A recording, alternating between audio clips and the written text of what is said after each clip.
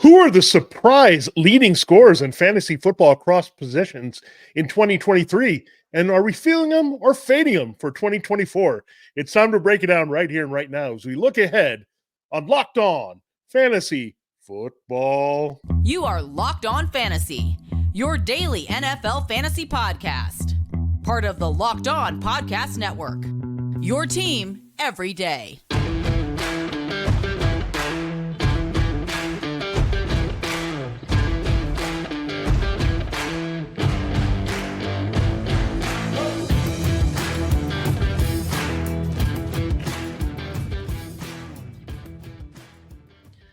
Greetings, everyone, and welcome to another edition of the Locked On Fantasy Football Podcast. We're part of Locked On Podcast Network, your team every day, your fantasy football team every day. We're your destination to become the smartest fantasy football player in your league in DFS year-round here on the show.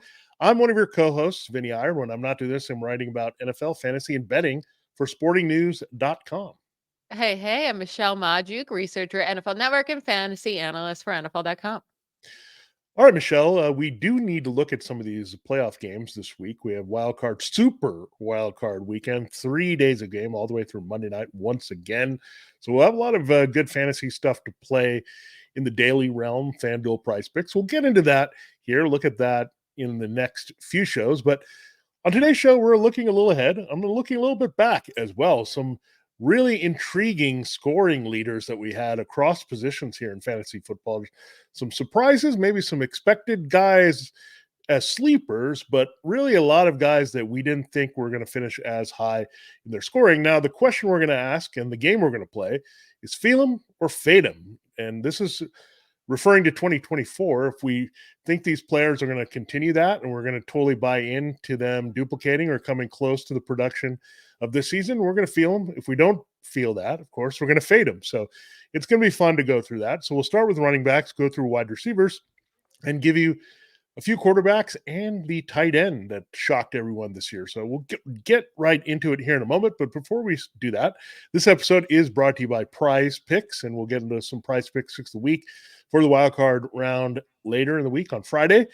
It's the easiest and most convenient way and exciting way to play daily fantasy sports. Go to prizepicks.com/LockedOnNFL and use the code all lowercase LockedOnNFL to get a first deposit match up to $100. All right.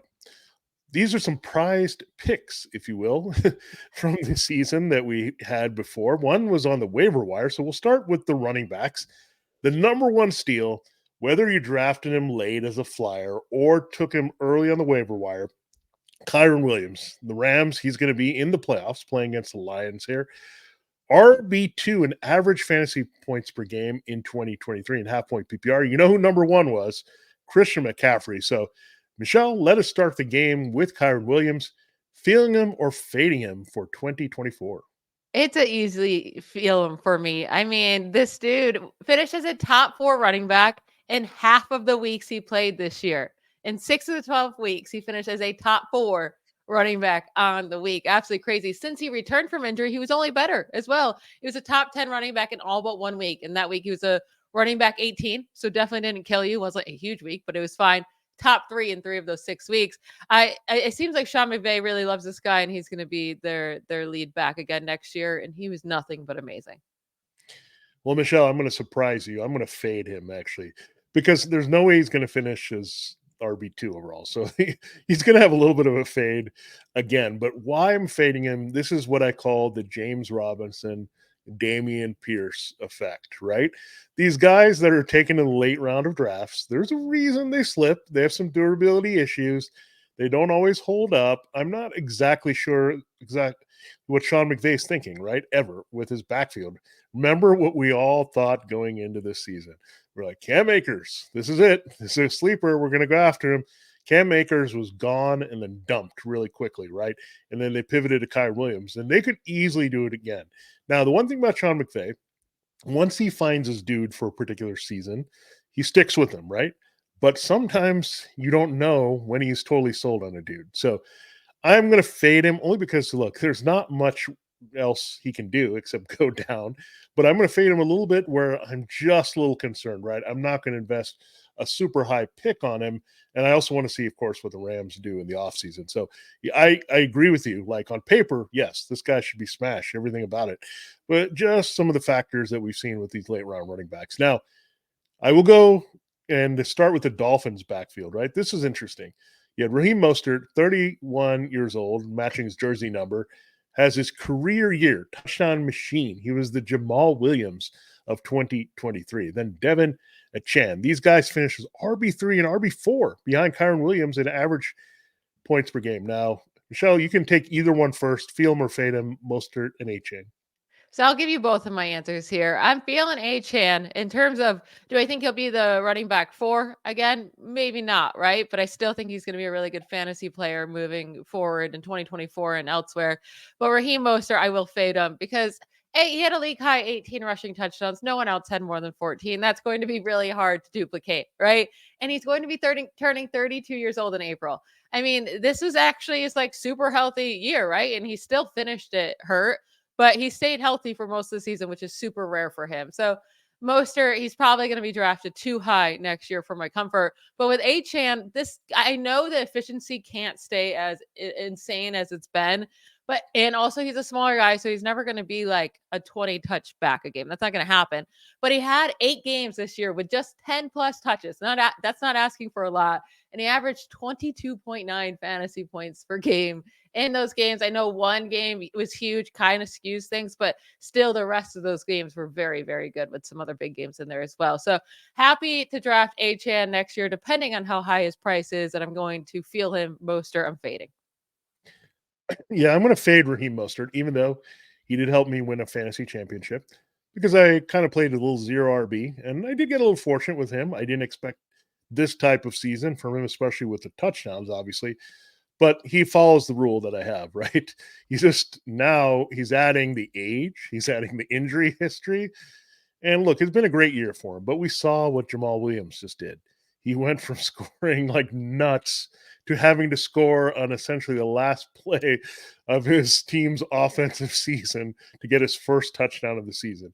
Touchdowns are fickle, especially with backs that are older, right? And Achane is coming. Now, this is going to surprise you. I'm going to fade Mostert pretty hard here.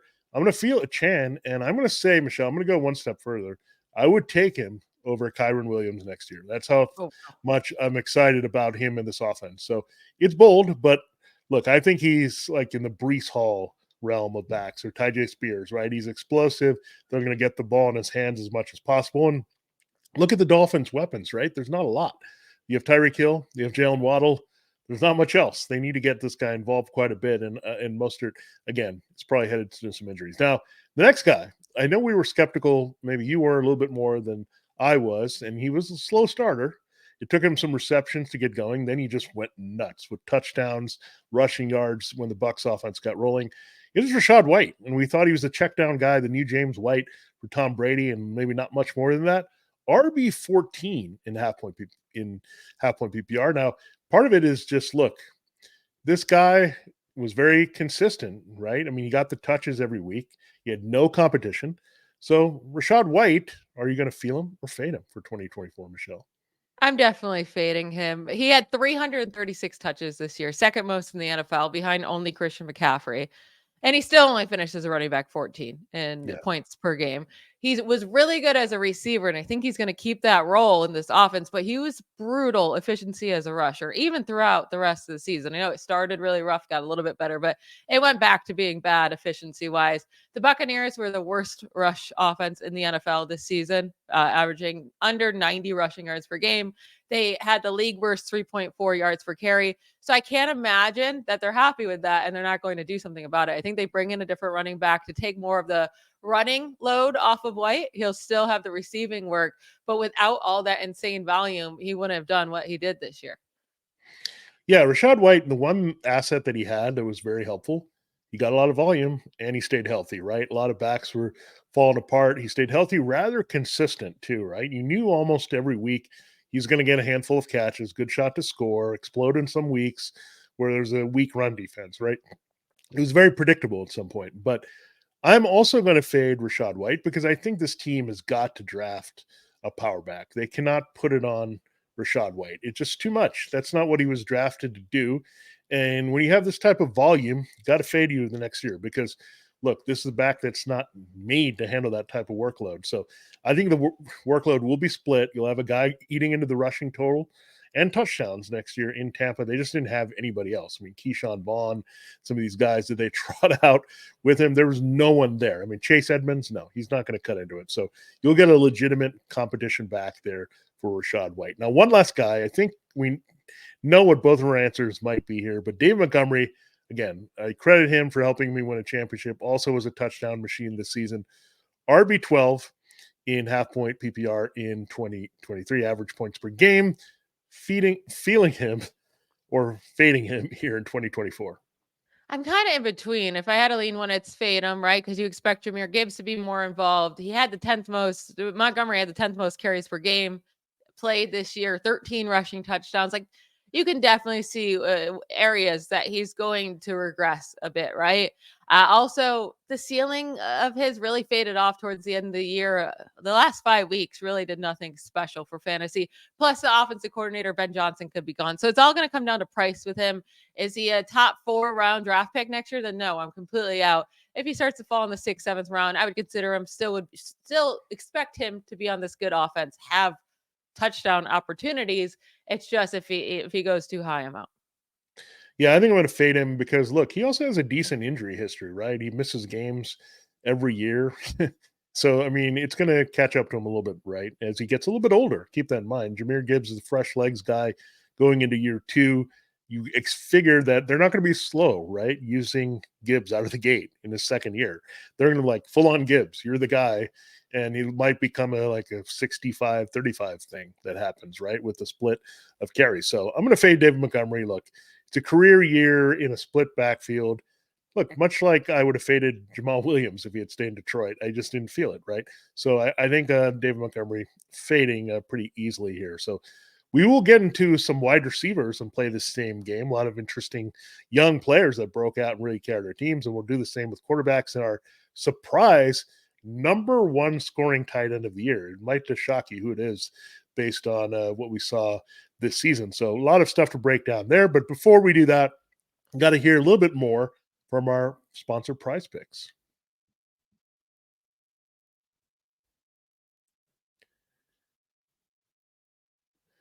All right, this episode of Locked On Fantasy Football is brought to you by Prize Picks. And look, with Prize Picks, it's the easiest way you can play daily fantasy sports. And with the Prize Picks, you just pick 2 to 6 players and look at their projections here and see if they're going to go above or below those projections. And you just get more or less and see if you can figure out what they're going to do in a given week. And we tend to go with our Prize Picks going more on the show because we're in fantasy and we want to see the numbers produce there as much as possible. But it's great because you have the reboot policy there. If someone gets hurt, you get reset there where it's not working against you. So that's a lot of fun. And you get a lot of players and stat types that you get. And really, they highlight everything that you can possibly want to play there on Prize Picks. It's easy to win, and then you cash in as well on Prize Picks. So check it out there. Go to prizepicks.com/LockedOnNFL and use the promo code LockedOnNFL for first deposit match up to $100. Again, that's prizepicks.com/LockedOnNFL. You'll get a first deposit match up to $100.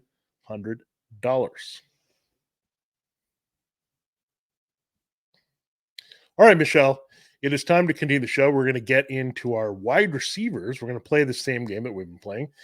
If you missed it, we're playing Feel It or Fade It, or Feel It or Fade Them in this segment. We're going to look at the wide receivers that went off, and we got to start with the guy playing for the Rams against the Lions in the playoffs, sets rookie records for receptions and receiving yards. So just didn't get the touchdowns, but everything else, best rookie receiver ever. And look, if you drafted him late or you got him on the waiver wire, he's an absolute steal. Puka Nacua, you know who we're talking about. Wide receiver 7.5 point PPR points per game. We thought he was a fill-in for Cooper Kupp. He ends up being one of the most dominant forces in fantasy. Feeling him or fading him, Michelle? I'm like so close in the middle here. It's Ooh. so much going to depend on how high people are on him going into next season. Do I want him to be a first 2-round pick? No, I don't. I wouldn't feel comfortable in that. We don't know Matthew Stafford's situation after the season. I mean, right now he seems on such a high, right, that you can't imagine him not coming back. But one injury in the postseason, or let's say they go far and he's happy, calling it quits. Who knows, right? We'll see who his quarterback is next year. If it's still Stafford, I'm going to be open to drafting Nacua high, just not top 2 rounds. It doesn't feel like he had a wide receiver 7 season. Like, I know he started so hot, really faded off there for a while, middle of the season, came back, had a couple big games towards the end of the year, but it was too inconsistent for me. Obviously, he's a rookie. He can become more consistent, but I'm kind of in the middle with him. Yeah, I can see where you're at there, but I'm totally feeling him. Puka just had a great season. I just look at this guy's talent, right? Strong, fast, can blow by everybody. He can just be a number one, right? That's what you're looking for. And Cooper Kupp has had his time and he's been very good. And he was still very good, right? Once they worked out how to figure out using Nacua and Kupp together. But Puka was amazing. I just think you look at his skill set, the body, and everything he's done, and also working with Sean McVay going forward. I mean, the one thing that you could worry about is Matthew Stafford, right? He could fade a little bit, and the arm could be an issue. They might have to draft a successor soon here. But the way Stafford's playing now, the way this team passes, the way there's not a lot going around here, right? I mean, you have Demarcus Robinson a little bit, and Kupp could be a little bit older and fading. Nacua is going to be treated more like a number one. So I'm totally feeling Nacua. Look, I think he's going to be in the conversation of first round pick. That's how good he was this year. So look for that, or maybe a mid second round pick at worst here with Puka Nacua. So I'm totally feeling it. Now, I think I know where you're going with these two guys. These are two of your favorite guys you love to talk about this season. But let's go there, right? You have Nico Collins, a big year. He finished in the top 10, wide receiver 6, there and wide receiver 16 for his teammate rookie Tank Dell before he went down, and average points per game, half point PPR. Now, Nico Collins and Tank Dell, you can take them together, you can take them apart, feeling them or fading them. I'm gonna definitely feel Tank Dell, obviously, right? Before his injury, he was just on such a high, finished as a top 20 wide receiver in each of the 4 games before injury, finished as a top 3 wide receiver in 2 of those 4 games. I just love Tank Dell's entire package here with him, and he was scoring touchdowns. I think that was one of my biggest worry coming in to the NFL. Was he too small to be scoring those touchdowns? But he scored just fine, and he's going to have a great young quarterback with him that whole time. So totally in on Tank Dell moving forward. Nico Collins, on the other hand, he was more up and down, but I will say is in the games that he just got 5 targets, right? 5 or more targets with CJ Stroud. There's 11 such games. He averaged over 100 receiving yards per game in those games, average 21 fantasy points per game in PPR. So, and he is still young. So I know that we're like saying maybe the Texans try to find someone younger, better, but like Nico Collins proved his worth this year. He's still super young. So there really isn't a reason for the Texans to change it up too much with these guys. So I'll buy both. And I don't think Nico Collins is going to go super high next year just because of his name value. It's still Nico Collins. So he'll be drafted in the 3rd, 4th round, but I don't think he'll get pushed up to that 1st, 2nd round like Puka Nacua will be. And they both finish with pretty much the same points per game this year. Yeah, I'm going to take them as a package here. I'm going to say feel it on both of them because look, CJ Stroud is just getting started. These are his boys, right? No matter what they shuffled in elsewhere, Noah Brown and Dalton Schultz. Remember, he lobbied for them to take Tank Dell. So that's one thing. And in the other case, Nico Collins was the guy who existed. And look, if a Michigan receiver and Ohio State quarterback can get along so well, then everything is good in life, right? And you look at this, Nico Collins, look, he operated like a number one. He's got the body like that. Tank Dell is a big playmaker. I really think, Michelle, and I made this comparison, it's a lot like Deebo Samuel and Brandon Ayuk. It's a little bit different because I think Collins is more that Ayuk role, right? The outside guy stretches the field. And Tank Dell, a little bit smaller, but Deebo, right? Versatile, can get in the middle of the field and do all the damage here. So, look, we've seen a lot of these young quarterbacks sustain these 2 receivers. We've seen Jamar Chase and T. Higgins with Joe Burrow, right? So I really like these guys because, again, John Mechie, we'll see if he can cut into some of this. I don't think so. I think he's going to be more an occasional big play threat that works off these guys. But Collins and Dell going forward, I'm feeling it on both of them. Now, Here's an interesting case because there's a lot of variables surrounding this wide receiver, even more so than last year. DJ Moore, wide receiver 10 in average points per game and half point PPR. We know what happened, right? He left Carolina, went to the blockbuster trade there to Chicago, reunites with Justin Fields, a clear go-to guy, dominates targets, finally has his best quarterback that he's ever had. That says something. If Justin Fields is his best quarterback, he goes off. DJ Moore, based on all the things that could happen with the Bears next year, feeling him or fading him, Michelle? Yeah, it's interesting. He had a really nice year, season highs in receptions, receiving yards, 1,364 receiving yards, and also season high and with 8 receiving touchdowns this year. And that was with a handful of down games with Tyson Badgett at quarterback and not Fields. Now, will it be Justin Fields out there next year? Probably not. So he's going to have to deal with another new quarterback, probably a young rookie quarterback. Will it be better? Will it not? I still don't I know DJ Moore finished as a wide receiver 10 in points per game, but I don't think he'll be drafted too high next year. So I still think he might be a really nice value. I'll feel him. I'll be right there. I'll feel him still. Did you say you're fading or feeling DJ Moore? Well, I did not say anything yet, but now I will say, based on what you said, no. I'm going to go with feeling it with DJ Moore because he's just a baller. I don't care. Look, he produced before this, right? With a whole bunch of junk quarterbacks. Now, I don't care if it's Justin Fields or anyone else. Look, Justin Fields did as well as he could, just try to keep this job, right? I think I would try to keep him. If you start things over, then where are you going? You're rebuilding everything else. At least Justin Fields is DJ Moore. Go use the number 1 pick to go get Marvin Harrison Jr. If you need to use the number 10 or whatever they have as their second pick, I think it's 12, somewhere there. Go get another receiver. I don't care. Just stack this guy up with weapons. Make him go off. And look, if that happens, DJ Moore is going to be even more valuable because it was just him on an island with the occasional side of Cole Kmet, right? Darnell Mooney's gone. He didn't do anything. He's a free agent. They're going to let him walk, right? So it's all about DJ Moore. So look, DJ Moore gets it done. I don't know if he's going to finish as high, but look, I still have faith in him as a top 15 wide receiver. So I'm feeling DJ Moore. Now, the last receiver we'll talk about that surprised us with his production, Michael Pittman Jr. Now, he wasn't talked about at all by most fantasy analysts, and probably including myself here in the preseason, because he was just there, right? We didn't know what we're going to get from Anthony Richardson. We thought, okay, he's got a big arm, so Alec Pierce is going to be in the mix. But wide receiver 19 in average half point PPR points per game. He was pretty consistent early with Richardson, not very long, but a lot with Gardner Minshew. Pittman, obviously very talented. Where do you stand? Feel him or fade him, Michelle? Yeah. So the thing with him, I'm going to fade him. It's not that I don't think he can put up the same type of production kind of I don't think he's going to be too far off next year. He only finished with 1,152 receiving yards. It wasn't like it was a crazy season, but he had 109 receptions. His average was just super low, 10.6 yards per reception. Gardner Minshew just loved him. I mean, he was targeted nonstop by Gardner Minshew. Next year, we know it'll be Anthony Richardson instead.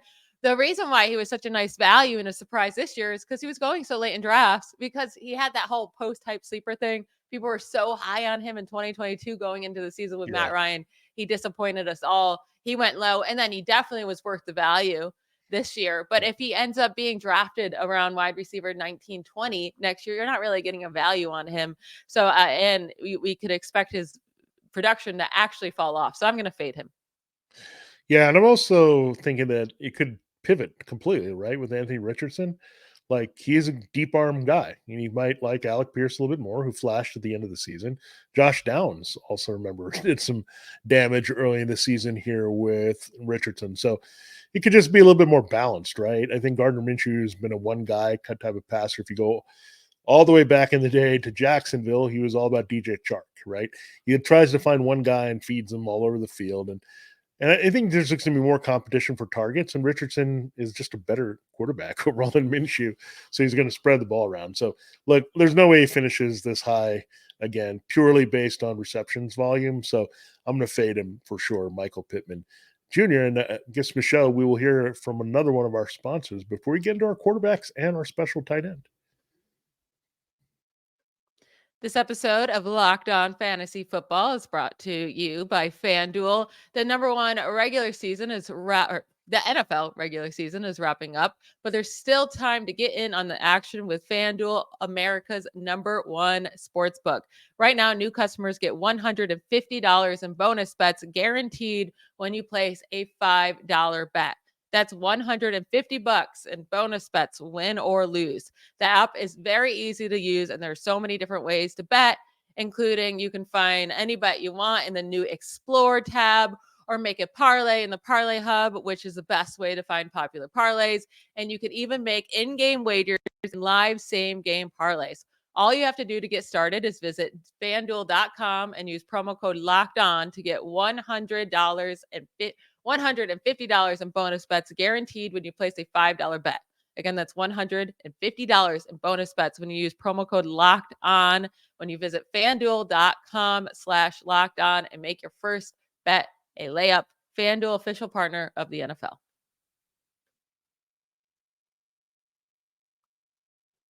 All right, let's run through 3 surprising fantasy quarterbacks this year, and we can say if we fade them or feel them for 2024. Dak Prescott finishes as the quarterback 4 in fantasy points per game. Quarterback 1 in points per game since week 6. I was high on him this year, but not this high, right? So he has a huge year. What do you expect next year? He's going to be drafted highly. Are you in on him or out? Yeah, I'm going to fade him just by the nature of quarterbacks, right? We've seen guys finish really high, then go back down. It's all over the board, right? And we saw that with a lot of guys. I mean, Joe Burrow, I know he had the injury, but he struggled out of the gate, right? He was not going to live up to his scoring. Then we had Trevor Lawrence was hyped, Justin Herbert was hyped. All those guys kind of really did not come through for us. And guess what? I'm going to go after some of the surprise guys from next year, right? We're going to have some guys displace what we had before. Remember, we had Geno Smith and Kirk Cousins and Daniel Jones. I know a couple guys got hurt, but that comes with the territory, right? Dak Prescott does have a bit of an injury history. So I just think finishing that high behind the so-called big three, actually, he was better than one of the big three in Patrick Mahomes, but Josh Allen and Jalen Hurts, they're kind of steady, right? At the 1-2, whatever you want to do because they're running ability. But after that, it's going to be a volatile here because it comes down to the touchdowns. It comes down to staying healthy, obviously, with all these quarterbacks starting. So I'm going to fade him just by the nature of him being so high and not wanting to pay that price, right, to get Dak Prescott to see if he can produce next year.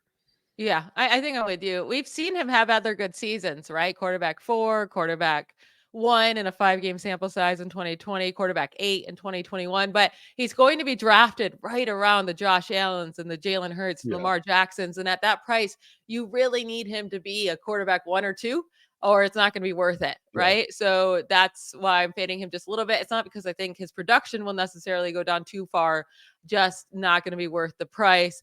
What about Jordan Love? Ends as the quarterback 5 in fantasy points per game. We talked about him a bit yesterday. I know you're probably feeling him, right? But I'm actually with you if that's your answer. I'm feeling Jordan Love as well moving forward.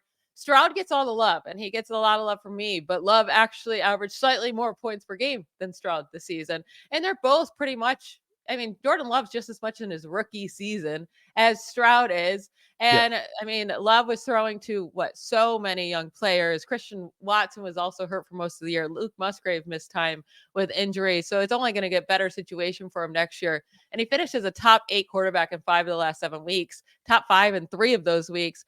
I don't think he's going to be drafted super, super high. Like, I think you're still going to get nice value for him next year. So I'm feeling it.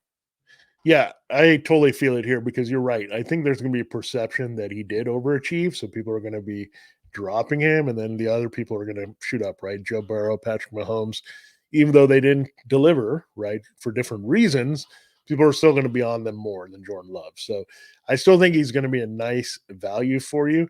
And look, Jordan Love is pretty mobile, so he can score on the ground when needed. I think he can put up some numbers that way.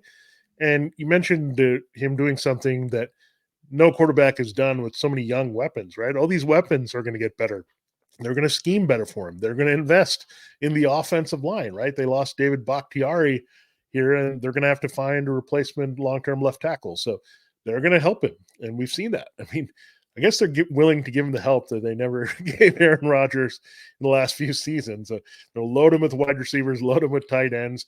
Now go get some protection for him. So I do like it. And look, he's got all these guys around for a while.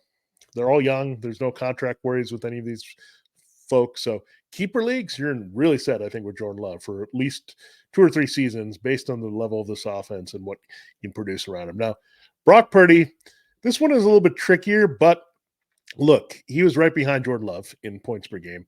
He was QB6, and that might surprise some people given the MVP campaign that he actually finished behind Jordan Love. But look, Brock Purdy, I think I know where you might be going here, but are you going to feel it or fade it with Brock Purdy? I think this was a trickier one than we might have anticipated.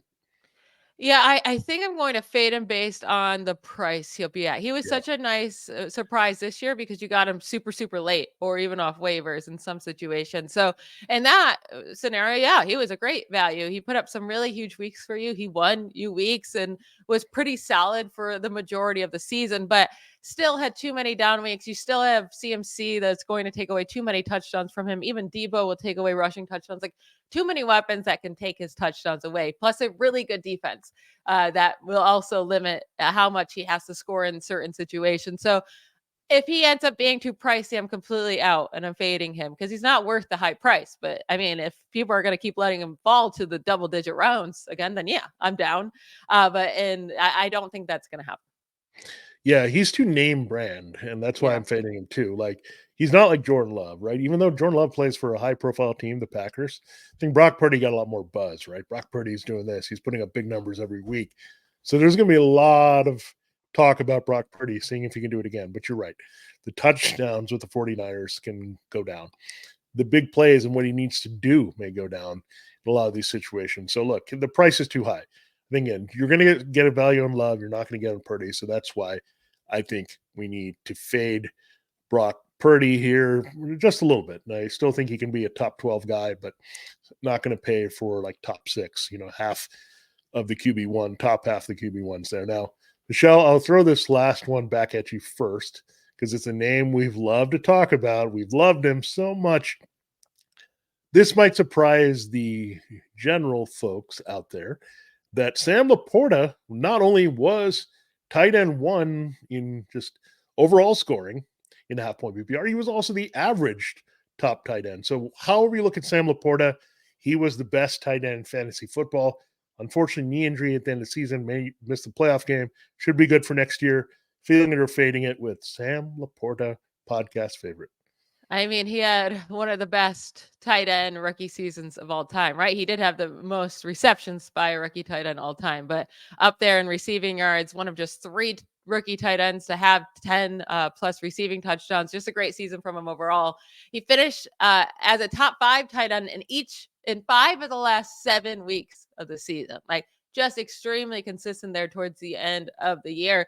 I think for sure he should be in play for tight end 1 overall next year. Like, there'll be other guys in question. Still, Travis Kelce, you got to consider him. Mark Andrews, George Kittle, TJ Hawkinson, even maybe Trey McBride. Dalton Kincaid might be up there if Dawson Knox is gone. There'll be other options, but Sam LaPorta right now seems like one of the go-to easiest picks to make there at the top of the tight end list. Yeah, as the power is leaving me where I'm at, to where I have a storm outside, I will say Sam LaPorta, I'm going to fade him just a little bit. I don't think he's going to finish as the tight end 1. That's the one thing. Don't draft him that way. He's not Travis Kelce. Don't take him in the first or second round. Draft him reasonably next year. And look, they have more weapons, right? Jamison Williams will probably get involved. The targets will probably be spread around a little bit more with what Jared Goff wants to do. And look, LaPorta stayed healthy too, right? You'll probably get Mark Andrews stay healthy. Maybe next year, we'll see what happens with Kelce, but you're right. McBride is on the rise. David Njoku has been a revelation this year. We'll probably have more tight ends. Brock Bowers is probably going to have a big rookie year wherever he goes based on his talent level in the draft. And Kyle Pitts actually might be good with a different coach. So all that said, Sam LaPorta, again, he's not going to finish as 1. Nowhere to go but down. I have to fade him, but I still love you, Sam LaPorta. And get well soon. Really a bummer that we won't see in the playoff round. Yeah, and he won't go in the top 2 rounds, I don't think. It takes a while for people to trust. Like, how long did it take Travis Kelce to finally be taken in the first round? I mean, it was basically this year where people felt super confident in doing it. It takes a long time of proof. So I don't think he'll be drafted until like the 4th round, maybe late 3rd. And then there we'll discuss that as the offseason goes on. But yeah, that's it for today's show. I like this little game we did. Yeah, it's a lot of fun, and we'll have some more games of actual NFL wildcards to look at this week. So what we'll do is we'll break down like the slates of games to see how we want to work with DFS. So we'll do that for you, and then we'll end the week giving you prize picks and helping you with FanDuel lineups and all that good stuff. So a lot of stuff here yet to come as we play playoff fantasy football in its own way here at Locked On Fantasy Football. For this episode of Locked On Fantasy Football, this has been Vinnie Iyer. And I'm Michelle Magdziuk. Bye, y'all.